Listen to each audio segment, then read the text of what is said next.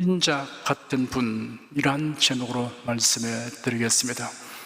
예수님의 제자 요한은 로마의 제10대 황제인 도미티안이 통치할 당시에 에게해에 있는 황량한 불모지 밤모섬에 유배되었습니다. 요한의 나이는 90세가량 되었습니다. 도미티안 황제는 기독교회를 극심하게 핍박하였습니다. 로마 제국의 치하에 있는 모든 사람에게 황제 숭배를 강조하였기 때문에 기독교인은 이를 정면으로 거부하고 순교를 당하든가 숨어 살아야 했습니다. 어느 주일에 요한이 성령의 감동을 받아 나팔소리 같은 큰 음성이 뒤에서 나는 것을 들었습니다. 모든 것을 압도하는 장엄한 음성으로 너 보는 것을 책에 써서 에베소, 스모나, 버가모, 두아디라, 사대, 필라델피아, 라오디게아 7교회에 보내라 하였습니다. 그 음성에는 2가지 명령이 내포되어 있습니다. 첫째는 너 보는 것을 책에 쓰라 하였습니다. 요한이 보는 것은 개인적 체험으로 그칠 것이 아니라 문서로 기록되어 많은 사람에게 읽혀져야 한다는 것을 의미합니다. 둘째는 그 쓴 것을 7교회에 보내라 하였습니다. 7교회는 당시 로마의 지배를 받는 소아시아에 있었습니다. 성경은 이 지구상에서 일어난 역사적 사건들을 다루고 있습니다. 모든 사건은 누가 언제 어디서 무엇을 왜 어떻게 라는 내용들로 구성되어 있습니다. 여기서 어디서라는 장소는 무시할 수 없는 의미를 가집니다. 그러므로 성경에 명시된 장소의 지리적 위치와 배경을 살펴볼 필요가 있습니다.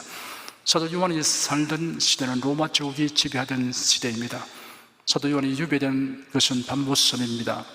사도 요한이 본 환상과 계시를 써서 보낸 곳은 소아시아 지역입니다. 이 모두가 지리와 관련되어 있습니다. 관련된 지리를 살펴보겠습니다. 소아시아 지역을 살피기 전에 우선 아시아 지역 전체와 로마 제국이 지배한 지역을 살펴보겠습니다. 로마 제국의 영역은 지중해를 중심으로 하여 세 대륙에 걸쳐 있었습니다. 지중해는 육지 가운데 있는 바다라는 뜻입니다. 지중해는 서북 쪽은 유럽, 남쪽은 아프리카, 동쪽은 아시아 대륙으로 둘러싸여 있습니다. 유럽 대륙은 현재 포르투갈, 스페인, 프랑스, 이탈리아, 유고슬라비아, 그리스가 위치한 지역입니다. 아프리카 대륙은 알제리, 튀니지, 리비아, 이집트가 위치한 지역입니다. 아시아 대륙은 터키, 시리아, 레바논, 이스라엘이 위치한 지역입니다. 지중해로 돌출하여 있는 반도들이 있습니다. 이 반도들은 성경 역사와 관련되어 있습니다. 서쪽은 이베리아 반도가 있습니다. 에스양과 지중해 사이로 돌출되어 있습니다. 포르투갈과 스페인이 위치하고 있습니다. 이베리아 반도에서 지중해의 동쪽으로 오면 이탈리아 반도가 있습니다. 장화처럼 생겼습니다. 기후가 우리나라 한반도와 비슷한 면이 있습니다. 반도의 서쪽은 티르니아 해이고 동쪽은 아드리아 해입니다. 로마 제국의 본거지입니다. 이탈리아 반도에서 좀 더 동쪽으로 가면 발칸 반도가 있습니다. 지중해 동부에 돌출한 삼각형의 반도입니다. 반도의 아래쪽에 그리스가 있습니다. 알렉산더가 여기서 그의 나라를 세우고 광대한 영토를 점령하고 헬라 문명을 온 세계에 널리 퍼뜨렸습니다.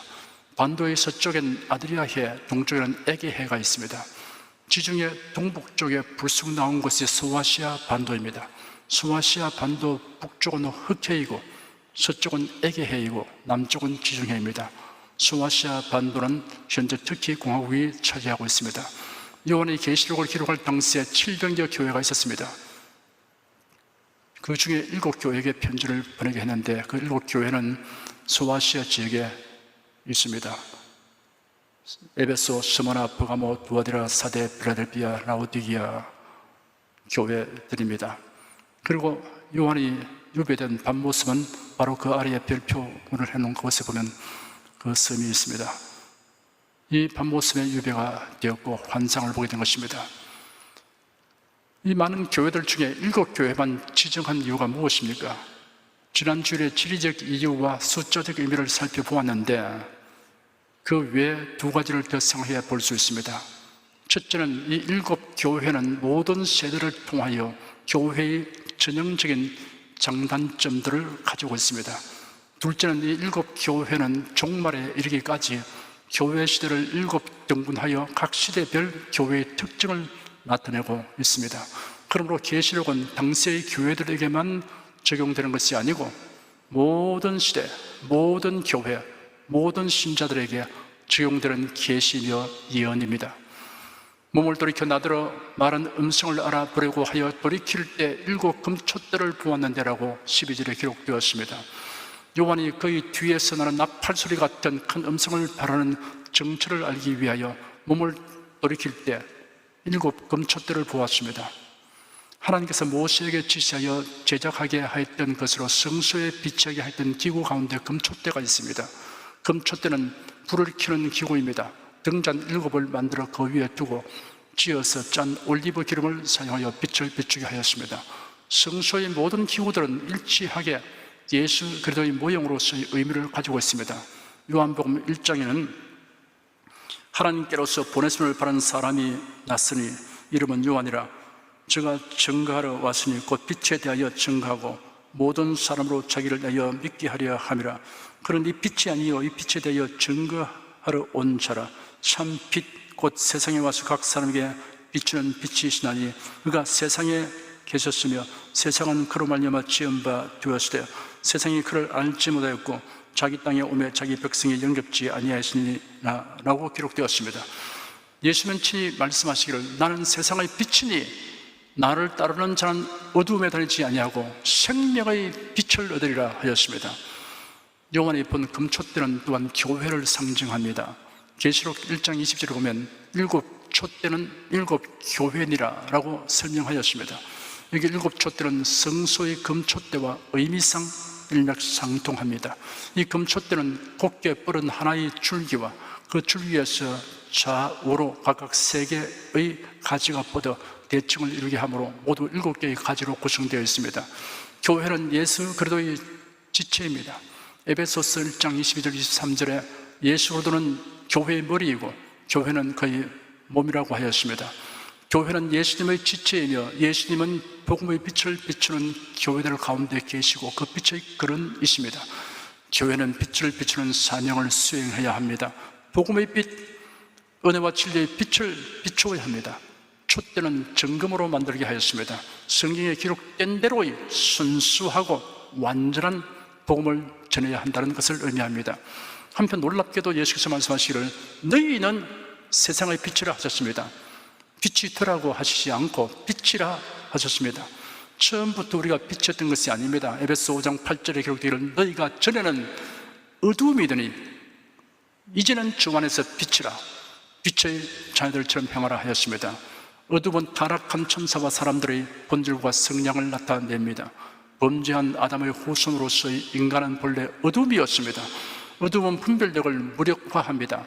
어둠에 속한 사람은 삶의 근원과 이유와 목적을 알지 못합니다.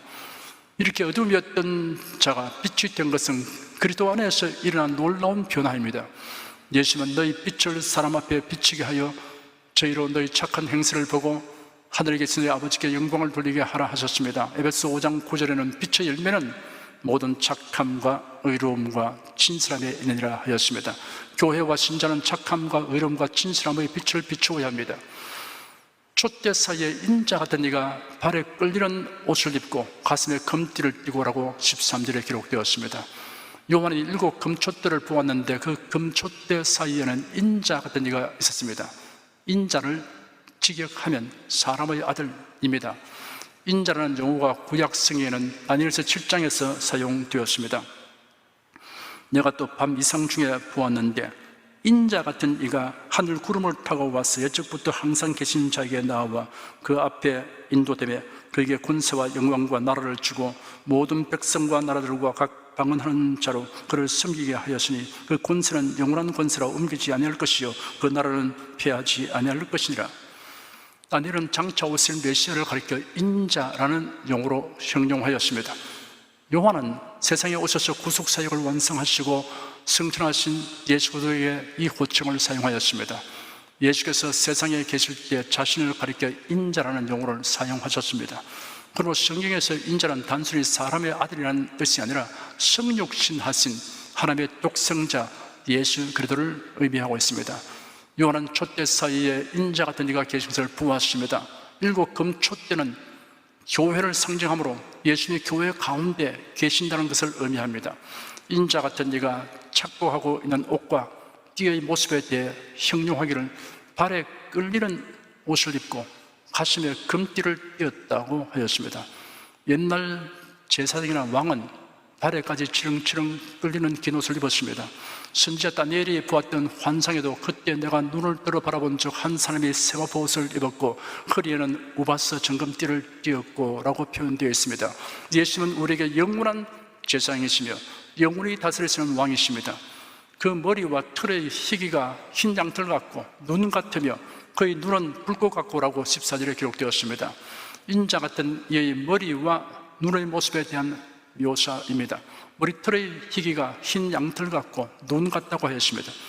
이사야 1장에는 여호와께서 말씀하시되 오라 우리가 서로 변론하자. 너희 죄가 주홍 같을지라도 눈과 같이 희어질 것이요 진홍같이 붉을지라도 양털같이 되리라 라는 말씀이 있습니다. 레위기 19장 32절에는 너는 백발이 된 머리 앞에 일어서고 노인의 얼굴을 공격하며 내 하나님을 경외하라 나는 여호와니라 하였고, 잠언서 16장 31절에는 백발은 영화의 멸류관이라 의로운 길에서 얻으리라 하였습니다. 이러한 말씀들을 통하여 볼 때 흰색은 거룩성과 순결성 그리고 완전한 지혜와 위엄을 의미합니다.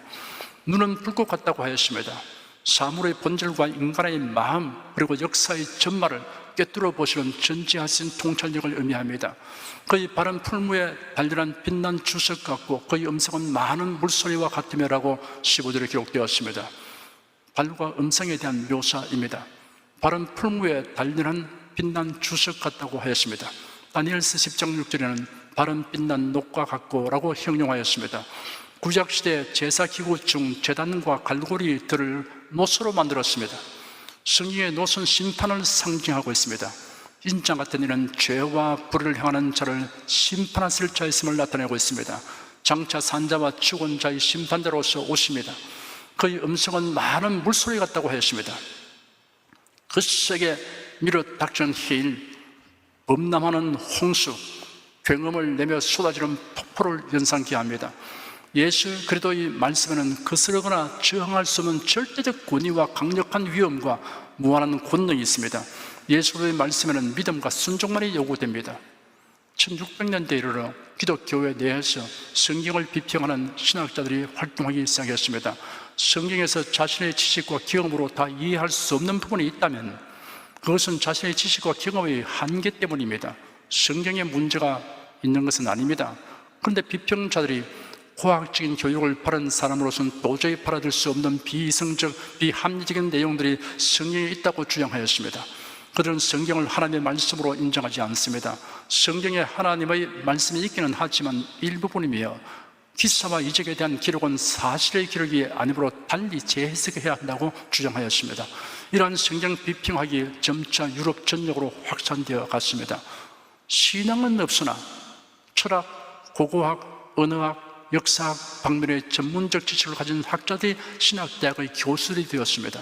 그들은 자신들이 가진 지식의 잣대로 성경의 역사성과 정확성을 조사하고 결론을 도출했습니다. 그 영향이 미국으로 나아가서 온 세계로 유행병처럼 퍼져나갔습니다. 하나님이 주신 계시의 말씀을 인간의 이성과 경험으로 재단하는 이런 자들로 인하여 신학교가 병들고 교회가 생명력을 잃고 시들어가는 것입니다. 사탄의 집중적인 공격은 성경을 하나님의 말씀이라고 믿는 신앙에 대한 것입니다.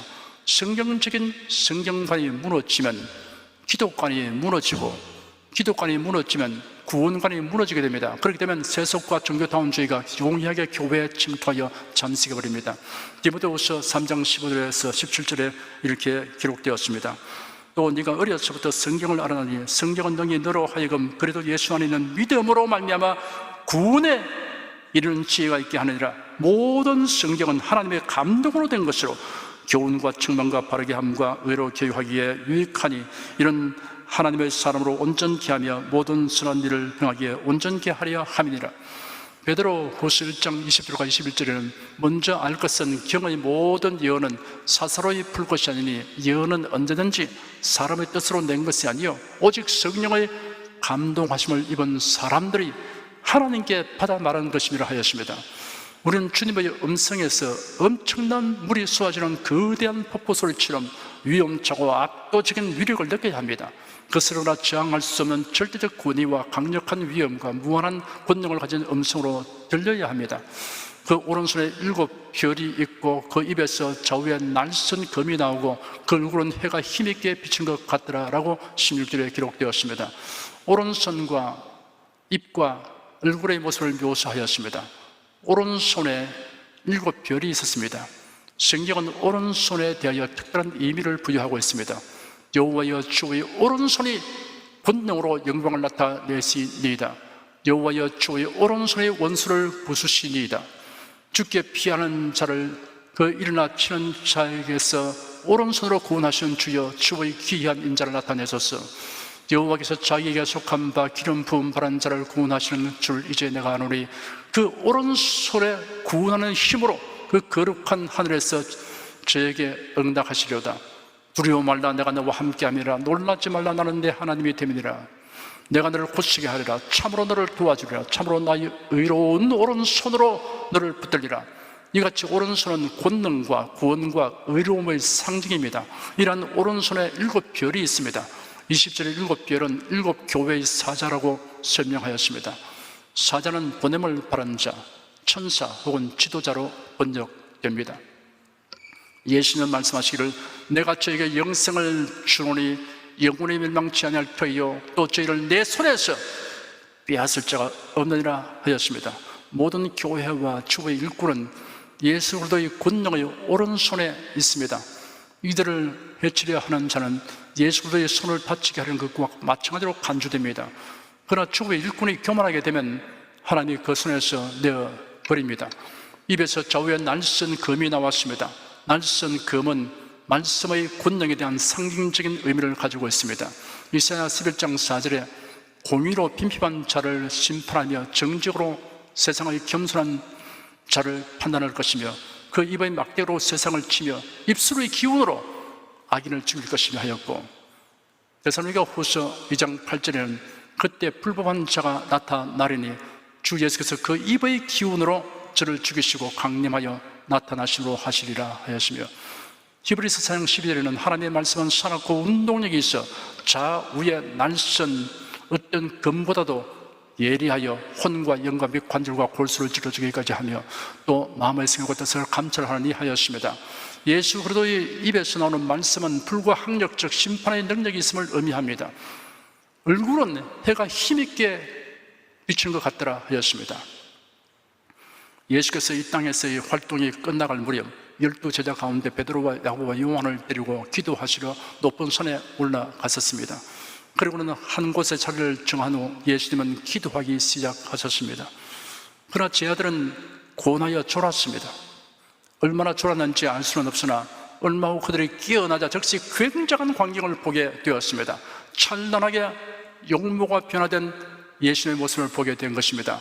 예수님의 얼굴이 해같이 빛나며 그 옷이 휘어져 광채가 나는데 세상에 빨래하는 사람이 그렇게 희게 할 수 없을 만큼 심히 휘어졌습니다. 이러한 예수님의 모습을 보고 어리둥절하던 제자들이 예수님 가까이에 두 사람이 있는 것을 보고 너무나 놀라서 입을 다물 수 없을 징이 되고 말았습니다. 왜냐하면 1400년 전에 죽었던 모세와 800년 전에 불수리를 타고 하늘로 올라간 엘리야가 예수님과 함께 대화를 나누고 있기 때문이었습니다. 두 사람은 이스라엘 역사상 상벽을 이루는 가장 놀라운 인물이었습니다. 두 사람 모두가 구약 성경에 기록된 걸출한 사람이었습니다. 모세는 이스라엘 민족의 가장 위대한 율법 수여자였으며 엘리야는 가장 위대한 예언자였습니다. 그는 영광 중에 나타나 예수님께서 장차 예루살렘에서 겪으실 일, 곧 예수님의 십자가에서의 죽음에 대하여 말씀하고 있었습니다. 율법과 예언서를 대표하는 모세와 엘리야는 율법과 예언들이 예수님의 죽으심으로 말미암아 성취될 것에 대하여 예수님과 대화를 나누었던 것입니다. 이 광경을 바라본 베드로, 야고보, 요한은 너무나 신기하고 놀라운 광경에 압도되어 황홀하여졌습니다. 베드로가 예수님에게 말했습니다. 선생님, 우리가 여기 있는 것이 좋사오니 우리가 초막셋을 질 때 하나는 주를 위하여, 하나는 모세를 위하여, 하나는 엘리야를 위하여 하사이다 하였습니다.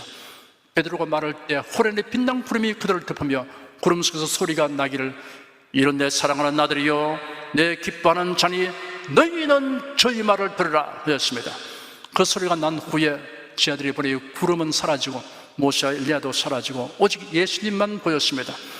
사도 요한은 변화산 위에서 예수님의 얼굴이 해같이 비치는 것 같은 모습을 본 후로부터 거의 60년이 지났어 밤모습에서도 그와 같은 모습을 보게 된 것입니다. 사도행전에는 바울의 회심에 관한 체험담이 기록되어 있습니다.